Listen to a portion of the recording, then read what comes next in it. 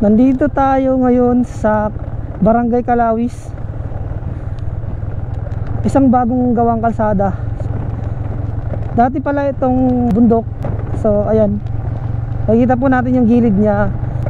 Tinibag lang po ito. Doon kami galing sa likod. Yung dead end nito, may ilog doon guys. Next time sana makapunta ulit ako dito. Meron kasi kaming project na gagawin dito. Sa ngayon nag-survey lang muna kami. So ayan, ang ganda dito oh. Maganda yung pagkagawa ng ano dito ng mga taga DPWH yung kalsada. Na may recraft na dito. Sabi nila tuloy daw yan hanggang doon sa tinatawag nila na crossing. And kung hindi pa kayo nakapunta dito sa Calawis guys, marami pa pong ano dito. Marami pang mga lugar na pwedeng pasyalan. Ayan yung mga gilid-gilid dito.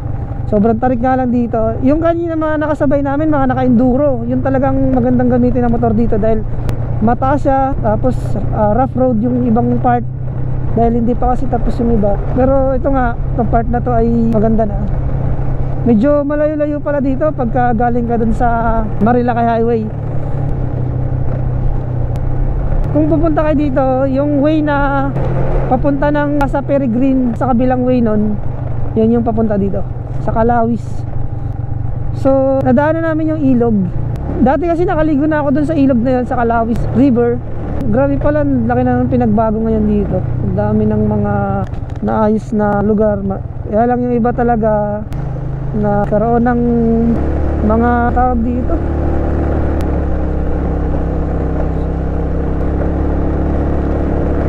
Dito guys masarap mamasyal, magmotor oh. Bundok kasi. Kakaiba yung feeling pag nandito ka. Ito yung part na rough road. Kaya pala hindi natutuloy-tuloy yung paggawa nito dahil iba-iba pala yung contractor. Minsan pala pagka natapos na yung isang project, pagka hindi okay yung transaction, edi yun, hindi natatapos. Kaya yung kanina dinaanan natin kalsada ay sa panibagong contractor naman yan. Ayan, dito talaga guys, ang ganda dito kapag naka-enduro ka.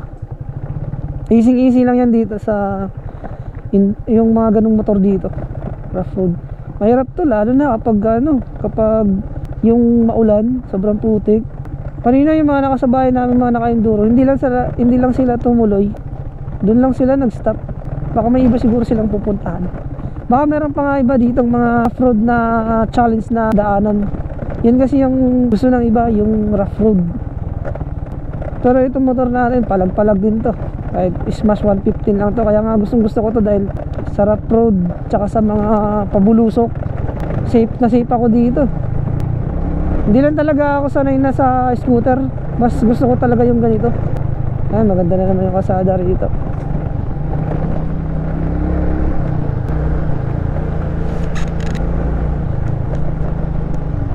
Isang panibagong kalsada na naman ang ating natuklasan ngayong araw. Itong kalsada daw na to ay tagos daw to, papunta sa Tanay. Papunta ng Tanay, sabi nila. May mga army dito. Nagbibigay sila ng kalsada. Meron palang mga naka-duty. Ay, Alpha Company Nights. Meron palang headquarters dito ng mga sundalo. Kaya pala safe pala naman pala dito. Dun sa pinanggalingan natin, may ilog dun. Wala naman tang bayad maligo dun. Ayan, ito yung sisabi ko na tulay. Hanggang dito lang kami dati nakapunta. Ayan, yung ito, diretso yan dun. Papunta yan sa tawag na Calawis River. Dati naligo kami dun. Kasama ko yung mga kaibigan. Ayan, dito yung daanan yan. Daanan ka dyan, diretso.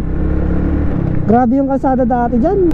Nung bago pa lang yan. Hindi pa yan siya sementado. Pababa, putik-putik. Kaya yung barako ng kaibigan ko, grabe ang tibay, pinakaya. Yung sa akin, iniwanan ko na dun sa may bahay. Tapos naglakad na lang kami dahil ano yun, maulan, maputik. Yan, hindi pa totally ayos yung kalsada rin. Yung kalahati pa lang ginagawa. Dun sa unahan, may nag-ano na dun, may nagsisemento na dun.